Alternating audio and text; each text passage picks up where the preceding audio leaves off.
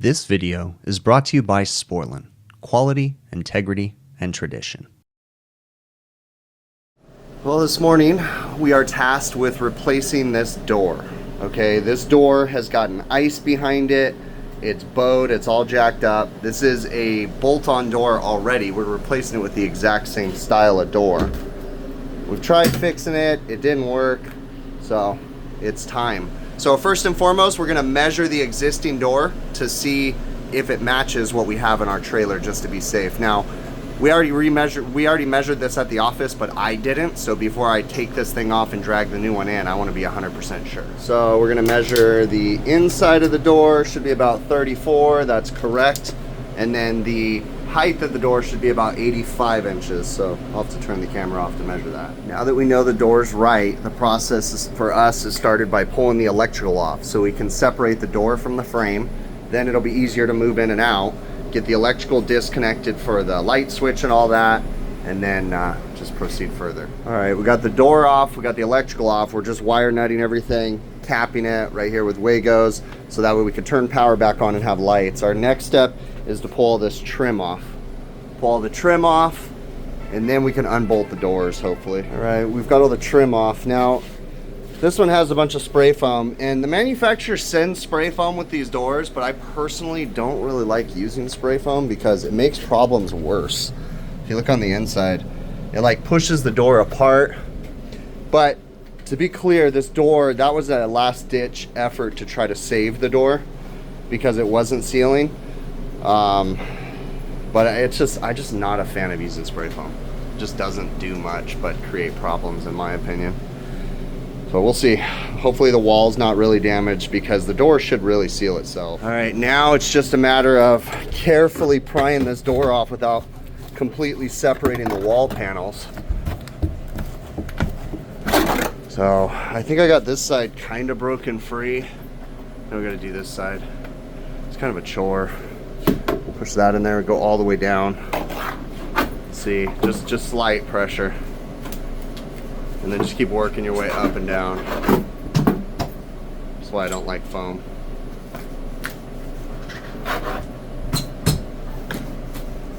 Yeah, we're getting there. We pulled the old door and frame out. Now our next step is that we're cleaning everything off so we can see what kind of a canvas we have to deal with. The wall doesn't look too bad. Looks like it's doable, but yeah, we're gonna get all the ice out of here, out of the floor, all the foam off the wall, ice out of the electrical sockets and everything, so that way we can start fresh. This is the part where it feels like you're not doing anything, but you have to get all the ice out. All that ice out of there needs to come out because the ice will just refreeze. Same thing, we push through the heater track seam because there's a seam that looks like a gasket, but it's not it. The old heater track used to run in there. Got to get all the ice out of that. I'm currently working on getting electrical disconnected. We're gonna clean up a bunch of stuff that I don't really like. But yeah, it's just time consuming. And also these tiles, there's water and ice underneath the tiles and they're lifting up, so they're gonna have to get someone to fix all that too. So we're heating it up with the MAP gas torch, getting all the permafrost out of there. And then, but check this out. This whole wall is separating, the whole thing. So they've got ice behind that. There's nothing we could do about that. That's gonna be a mess. We're just gonna go ahead and put the door on, but they're gonna have to get the floor fixed, and I mean, there's not really anything they could do about the wall panels. They gotta replace the box, but they're not gonna do that. They'll wait until it's absolute last minute, probably. Now what's interesting is there's this sill, this wood going across the sill right there, right? And so you can screw the threshold down to it, but to me it looks like the whole floor is lifting up, but the tiles are not hollow. If you usually you can tell bad tiles. There's one bad tile, but everything else is solid, all in there too. So to me it looks like the whole thing is doing a whoopty like that. It's not just the wood, it's the tile too. But it's weird because it's underneath whatever's underneath that tile. And the tile floor in the walk-in freezer looks to be about an inch higher than here, so it makes me wonder if there's like some sort of sheeting underneath the tile, and then they grout, you know, set the tile on top of the sheeting or something. I don't know what they did, but it's not really anything else I can do about that. We got this dried up all in here. Yeah, so we're gonna do a test fit on the door now, I guess. All right, we took the door off the frame. We're gonna bust the shipping wood. They've got that wood there to ship. You gotta be careful once you do that. And if you look at the back of this, you see it's got 2 gaskets. You want both of those gaskets to seal, but you don't want to force it. It needs to sit up against there. So that's when the walls being cattywampus really starts to mess things up. The trick to installing these doors is that the bolts, you don't want them to suck the door in. All that the bolts do is hold it in place. The door should sit flush, and if it doesn't, then they got bigger problems. All right, we found what the problem was to begin with, what caused this door to start separating. This piece of wood that was lifting up is impeding this thing from sitting flush. So when you put this piece down on the ground and you push it up into there, it hits that piece of wood, and it doesn't allow it to sit flush in these corners. This is the bottom. So see, it's flush, flush, flush, flush, flush, but it doesn't sit flush down at the bottom because of that piece of wood. That wood lifting up is a major problem here. And we're probably gonna have to eliminate that. We'll probably have to cut it out of the picture, which is gonna be tricky.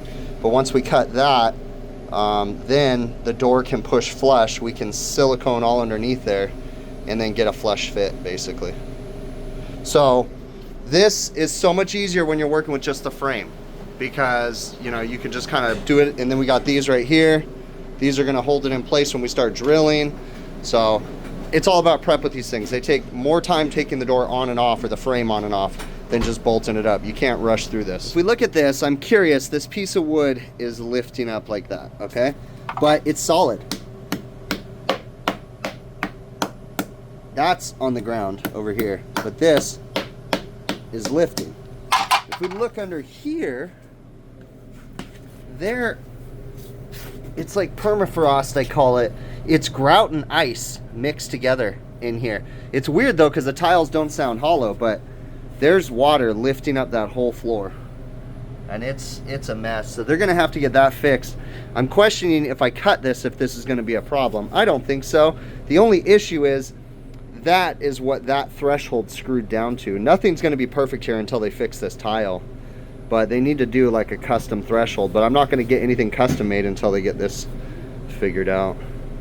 So yeah, I think we gotta cut this. So we were able to just like literally pull the wood up, but that's all ice. It was underneath the wood and it's lifting it up. That's why it was bowing like that. So we got it to be held together with the clamps temporarily. I'm a little concerned because the top is kind of not pulling in as much, and the bottom, it's like the whole wall is kind of coming out because it's super tight at the bottom and then not as tight right here. I think the biggest problem was that piece of wood. This is definitely going to be better than it was, but still, you know, but it's sealing, you know, but there's still a couple gaps and stuff, but it's sealing all the way up. We're gonna have to figure something out about that vacuum breaker, but that's fine. Problem for another day. Okay, so what we did was we outlined this hole because it doesn't line up with what they did. That'll be fine, I can use that. We need to go ahead and take this cover off and outline this hole, make sure it aligns. I'm pretty sure it does with that right there. Yeah, we're almost done. I mean, not almost done, but we're getting there.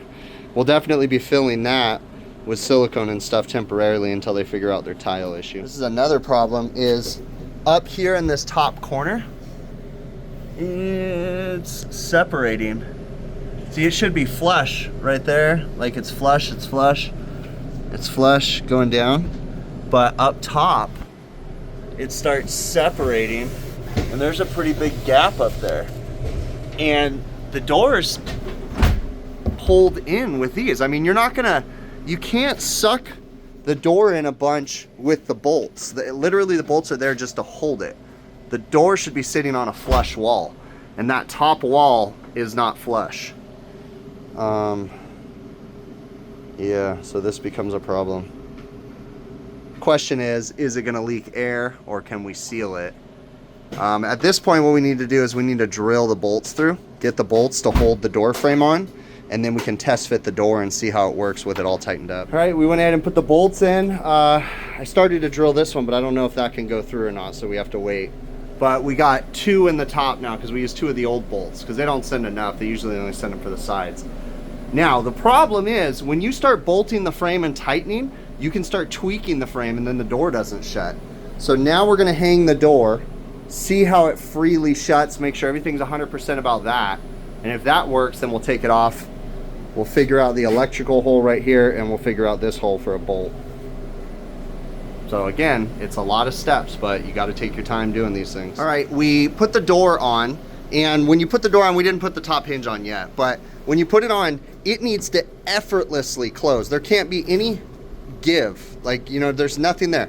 So this one, even without a closure, it needs to close easily. Remember, the door closure is there just to help close the door once the hinges get to this point right here. Just barely shut, then the door closure takes over. But the door closure is not there to slam a door or pull, like it really needs to be completely effortless. So my fear was that in tightening those bolts, we would bend the frame and then the door wouldn't seal. But it doesn't seem to be the case. We're looking at the door gasket, making sure it's sealing all the way. And again, we haven't even put this hinge in yet. Everything's sealed here. Looks good, no funky gaps. Nothing looks twisted. Everything seems to be pulled in. I still want to get a bolt in here, but I have a feeling that's where my other electrical hole was, so I stopped because it was starting to hit something. But I don't see a problem with the door. Door's good, so I think at this point, we're gonna go ahead and pull the door back off, pull the frame off, and make our final penetration holes and you know, and then put it back on. We still got a silicone underneath the threshold and all that stuff. That's all good. This right here, this is the hole for our new electrical. I think we're just gonna notch that out and try to fish the wires from out in the foam because the wires are, there's an electrical box right here. And then it goes down into the wall, into the side right there. And then there used to be a heater wire here, and then it comes down into here. So if we can grab this cord right here, once we notch this out with the Dremel, I think we can grab it and fish the wires up, and then our bolt is actually going to be right there, which was that's what it was hitting. It was hitting this box. So all right, shouldn't be too big of a deal. So you know, you can just see that these are just time consuming, right? And cleaning up. And before we make a permanent, we're going to fill that with silicone like crazy. So that way the tile guys, they can pull the silicone out when they're done, but it'll keep water from intruding any further inside that. And you can see it's just so much prep work on these doors. This, I think I'm gonna pop this out and we're gonna re-drill that to the side, but we're probably gonna get a new vacuum breaker for it. All right, we got this cut out and you can see the cord. There's one of them right here running to the twist timer to shut off. That just breaks the common leg of the evaporator coil power. So right now we have it turned off from that.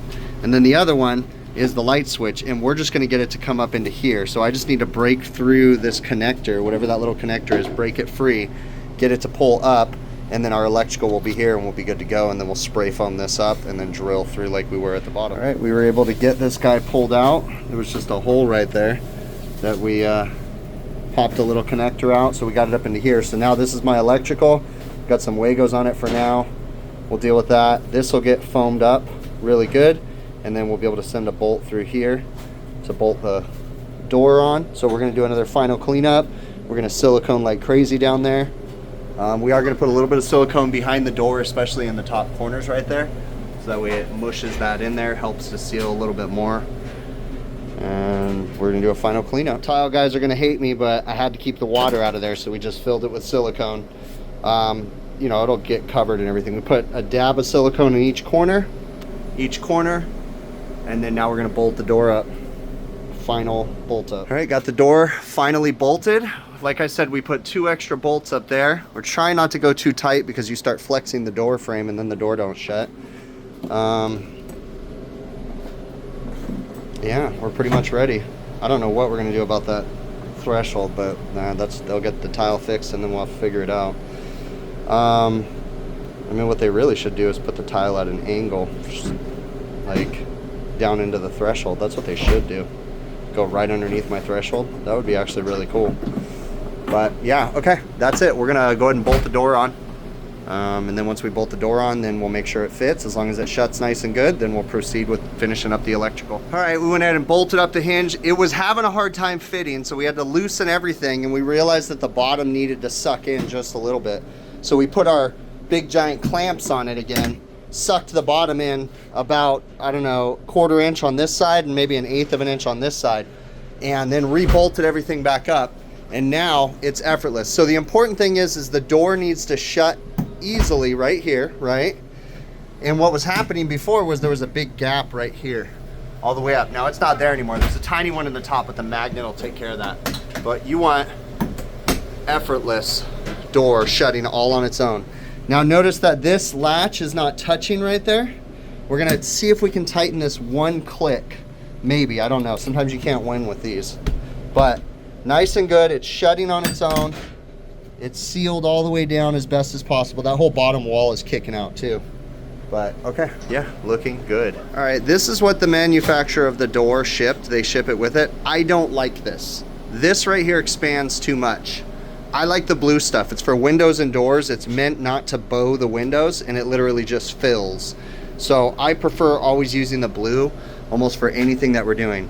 Now, I need to be cautious here because I need to fill that hole down there to fill the box underneath. So I'm gonna do that.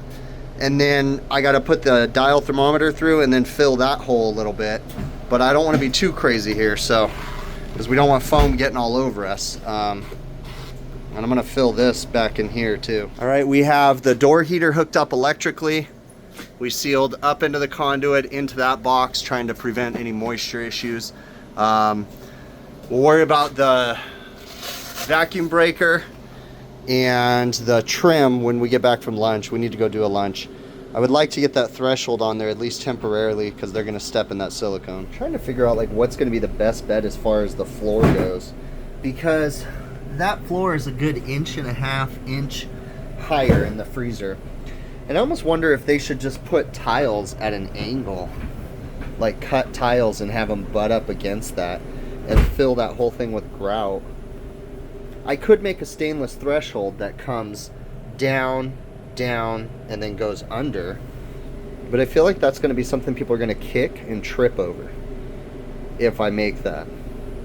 Unless I make it all at a complete angle. All right, I took the old hole and we drilled a new one next to it. Ran all the wires over to that, put some cooler tape right here. We're gonna spray foam from the inside. And now I just gotta get all of these wires back into this silly box because there was a lot of stuff shoved in there. But you can see that's the old hole. So we'll spray foam the inside. We won't let it expand out too far. Then we'll cooler tape. Actually, we'll put a metal plate over this side. And then, yeah, that'll be good. And then this is the new heater. It's already energized and ready and running. So we're just, we got a temporary threshold on there. And then we're just doing the last bits of cutting off the bolts, and then we're gonna put the trim on. We got this guy all put back together and working. And then this guy is spray foamed on the inside. We're letting the foam expand out. We're gonna put a cover plate on it. And then we're done with the electrical and just got to do the trim. I went against my better judgment and I went ahead and used some of the blue spray foam, just a little bit in there. I didn't want it like coming out like crazy. So we just barely put a little bit all the way down. There's a little couple spots we need to touch up, but that should help a little bit. Now we're gonna put the trim on. So remember, this is polishing a turd. So we just put a little silicone in the bottom corners right there. And then just a little bit of silicone in this top corner. This was already here, which is kind of a bummer. But this, just this top seam, I sealed that real quick. And that's it. That trim is what it is. Door is what it is. Need a new threshold or some tile work or something. But we are done for today. And everything is back to the way it should be. And remember that the floor, or the walls are separating in the bottom, so it's only gonna go for so long, you know? We gotta put some cove plate back on that we had taken off, but yeah, that's pretty much it. So we're gonna clean up our messes, and that's it. The customer can pull that blue tape off in a couple days. But we're gonna give them the keys and tell them to keep an eye on it. These doors are extremely time consuming, and I can't stress enough, you cannot rush through these. You gotta take your time. You gotta get all the ice out. You gotta do test fits back and forth. It seems silly, but all that makes a difference. There's nothing worse than putting the door on, siliconing it, and then realizing the door doesn't shut. Right? You think that you're like, oh, I'm on the home stretch, I could just bolt it on and we're gonna be done, you know? But no, you gotta do your due diligence, right? You guys saw that, like, I test fit the door and it was fine, door shut. But then we went to go put it on for the final fit and it didn't fit anymore. Like, something changed. And that's the kind of stuff that can happen. You know, you think it's gonna be fine and then it's not. So test fit, test fit, test fit. Like, I can't stress it enough. And even still, I'm not extremely happy with the box. The box itself, the walls are starting to separate. They're delaminating, whatever you want to call it. And, you know, moisture's getting behind there. They've got some issues with the tile floors. That's all stuff they got to fix. And that's all stuff that I brought to their attention. I told them, it's working, doors shutting, it's sealing, but it's going to go bad again. Now, these bolt-on doors, they get serious abuse with these walk-in freezers and walk-in coolers, especially with the walk-in freezers, because they come in, they'll clean the tile floors with cleaner, it gets underneath the threshold, gets underneath the floor, starts lifting, you know, like all that stuff. They're not supposed to, but they do. Delivery drivers bring in hand carts and different devices inside the walk-in. They mess up the threshold, they hit the door frame. It just becomes a problem. Honestly, they only last about 2 years, 3 at the most. 2 years is usually the sweet spot for these bolt-on doors, because you got to think, the original frame and the original door was laminated polyurethane or whatever kind of foam, polystyrene. I don't know what kind of name that crap is, but it's the foam that's inside the box, right? When they put these bolt-on doors, they're made of wood. So, I mean, it's only natural that that wood, when it starts to get wet, it's going to swell, and then it doesn't fit anymore. So I know people are like, that door was fine, the one that I took it off. No, because all the wood, if I didn't get a picture of it, but out on the back dock, when we had that door sitting on the back dock, it's all saturated on the bottom because moisture gets on the bottom and it starts wicking up the wood and goes, you know, 2 feet up the door, and it's all swollen and saturated wood. So that's why these doors do not last. They last, 2 years at the most. 3, you're lucky. It's probably more than 1 to 2 years, to be honest with you. Okay? So don't be afraid to change these doors. That, we tried, because the door that was there, I think, was like 2 years old or something. And I sent some guys out there to try to fix it. I didn't have high hopes that it was going to fix it, but it didn't, right? The door was, they sent me pictures. The door was saturated, the wood, everything. I was like, just put it back together. We're done with this, So then we told them to get a new door. Now, this particular customer buys their own doors. They just ship them out to us. We do probably one or two of these doors every 2 months. So we do these a lot. And it's just time consuming. You just got to take the time, go through the motions, use the steps. Those clamps are a lifesaver. Taking the door off the frame is a lifesaver, because then you're test fitting the frame. You're not dealing with the door. It just makes it so much easier. Filling the underneath, the void underneath the threshold with silicone. People are going to say, the poor grout guy is going to have to get all that out. Yeah, but it's better than him having to get ice out. Right? And it's better than the ice getting underneath the door again or getting behind the door. So the silicone that I use is kind of a necessary evil, but it is what it is. They can fish that crap out. I wouldn't be surprised, too, the tile company or the people they've been using to repair their floors lately have just been ripping out all the tile and going in with diamond plate, which probably wouldn't be a bad idea. Put a nice, surface to screw the diamond plate to. They'll put some, moisture resistant sheeting or something like that, and some sort of a board or something underneath there, and then just do diamond plate. Make sure lags go all the way into the concrete with the diamond plate. Who knows, though? They'll get a company out there. I got to stay in my lane, and I just focus on the door frame and my box and the refrigeration equipment, and then I let them, figure out whatever they're going to figure out for the floor inside the walk-in freezer. But again, I can't stress enough, it's just about taking your time. Thanks so much for making it to the end of the video as usual. You guys' support is amazing. Leave me some feedback down in the YouTube comments. Let me know what you think. If you haven't already, please consider subscribing to my YouTube channel and check out my website, hvacrvideos.com. We have merchandise available on there, hats, beanies. The sweatshirts are on closeout right now for $25 each. Great way to help support the channel. We're trying to clear out the sweatshirts so we got some more room in our stock. So also, if you're interested in purchasing any tools that you see me using in the videos, a good majority of the tools that I have are purchased from TrueTechTools.com. So I encourage you to check out TrueTechTools.com. I have an affiliate link set up with them where I get a small commission and you guys get a discount by using the link. The affiliate code is Big Picture, one word. If you use Big Picture, one word at checkout after you've figured out what tools you want, for majority of the items on their website, you'll get an 8% discount, and then I get a small commission from that. It's a great way to help support the channel. You can also support the channel via PayPal, Patreon, YouTube channel memberships. There's links in the show notes. But the easiest way to support this channel is literally just watch the videos from beginning to end and share them with your friends. If you watch the video, you think it's cool, share it with your friends. Say, hey, check this video out. Help other people to find the channel. That would be amazing, okay? But the easiest way, really, like I said, is just watch them from beginning to end. That really is the easiest way. So thank you so very much. I really, really appreciate you all. And be kind to one another. Remember that you never know what someone else is going through. I'm not justifying them being a jerk to you, but sometimes, you know, someone that's a jerk to you could just be having the worst day of their life. And a little kindness can go a long way. Remember, you know, sometimes don't sweat the small stuff, right? Just let it roll off your shoulders, you know, give them some kind words, some words of encouragement, and move on. I know it sucks swallowing your pride. I know it sucks being the bigger person because trust me, I'm talking to myself when I say this stuff, okay?